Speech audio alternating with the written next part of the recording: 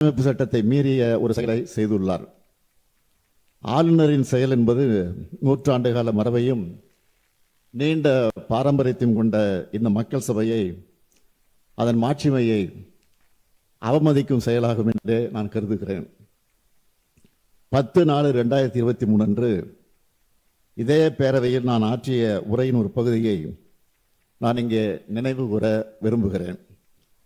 ஆட்டுக்கு தாடியும் நாட்டுக்கு ஆளுநர் பதவியும் தேவையில்லை என்று பேரறிஞர் அண்ணா அவர்கள் கூறிய போதிலும், அதை முத்தமிழறிஞர் தலைவர் கலைஞர் அவர்கள் வழிமொழிந்த போதிலும், அந்த பதவி இருக்கும் வரை அதற்குரிய மரியாதையை கொடுக்க அவர்கள் முதலமைச்சர்களாக இருந்த நேரத்தில் தவறியதில்லை.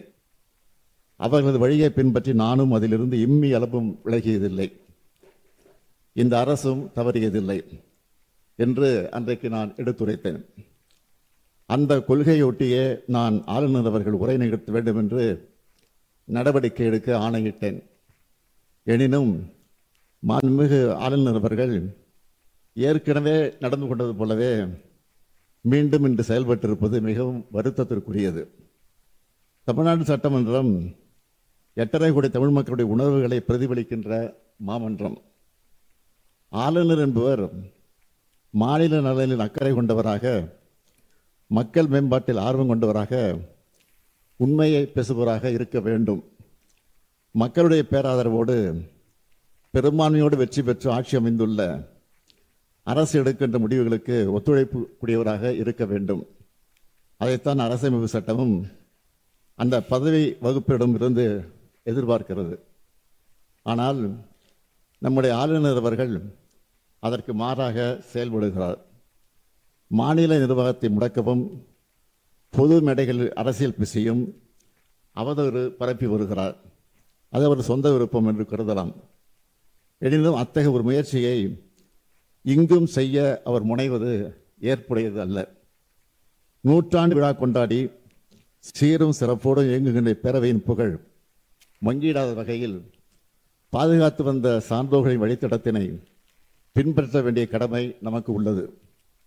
வரலாற்று பெருமை கொண்ட பேரவையின் மாண்பினை பாதுகாக்க வேண்டிய முதல் பொறுப்பு எனக்கு உள்ள காரணத்தால் கீழ்காணும் தீர்மானத்தை மாண்புமிகு பேரவைத் தலைவர்களின் இசைவோடு சட்டமன்ற பேரவை விதி 17 தளர்த்தி முன்மொழிந்திட அனுமதி கோருகிறேன். அனுமதி அளிக்கப்படுகிறது. நன்றி. தீர்மானம்.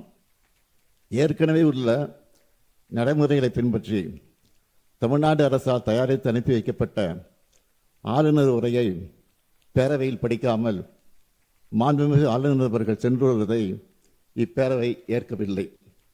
மாண்புமிகு ஆளுநர் அவர்களுக்கு அனுப்பி வைக்கப்பட்ட சட்டமன்ற உறுப்பினர்கள் மேசையில் உள்ள கணினியில் பதிவேற்றம் செய்யப்பட்ட ஆளுநர் உரையின் ஆங்கில மொழியாக்கம் இங்கே மாண்புமிகு ஆளுநர் அவர்களால் படிக்கப்பட்டதாக இப்பேரவை கருதுகிறது. அவ்வாறே அவை குறிப்பில் நடவடிக்கை குறிப்புகள் இடம்பெறலாம்.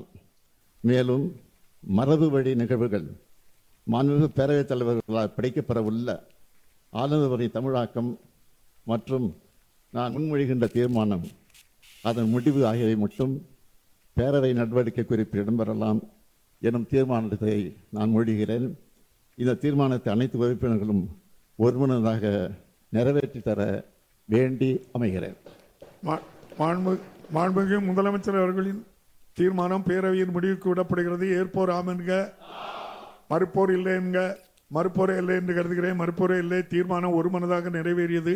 இன்று சட்டமன்ற உறுப்பினர்களின் கணினியில் பதிவேற்றம் செய்யப்பட்ட ஆளுநர் உரையின் ஆங்கிலம் மற்றும் தமிழில் அச்சிடப்பட்ட பகுதிகள் மட்டுமே அவை குறிப்பில் இடம்பெறும்.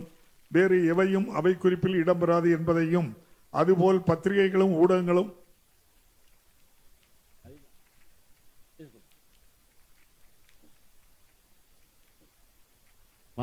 பேரவைத் தலைவர்களே, இந்த சட்டமன்றத்தை மாண்பை காத்து இந்த தீர்மானத்தை நிறைவேற்றி தந்த மாண்புமிகு உறுப்பினர் அனைவருக்கும் என்னுடைய நன்றியை தெரிவித்துக் கொள்கிறேன். ஆண்டுதோறும் அரசின் சார்பில் உரை தயாரித்து அனுப்புவதும் அதனை முறையாக வாசிக்காமல் ஆளுநர் முரண்டு பிடிப்பதும் தொடர்ந்து வருவது நல்லதல்ல. ஆளுநர்கள் மாநில அரசுகளுக்கு இடைஞ்சலாக இருந்து இப்படி செயல்படுவது இங்கு மட்டுமல்ல, பல்வேறு மாநிலங்களிலும் நடந்து வருகிறது. ஒரு நாள் செய்தியாக இதனை கடந்துவிட முடியாது.